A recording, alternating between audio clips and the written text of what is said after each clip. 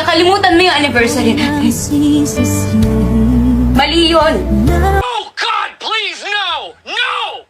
No! Noong nagawa mo, lokohin, mali din yun.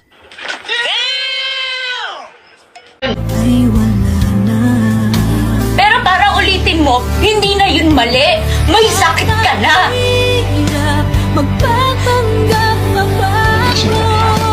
Ano ngayon kung lasing ako?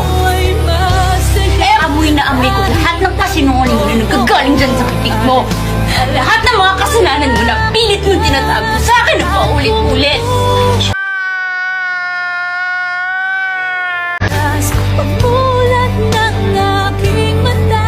Sorry? Sorry tapos ano?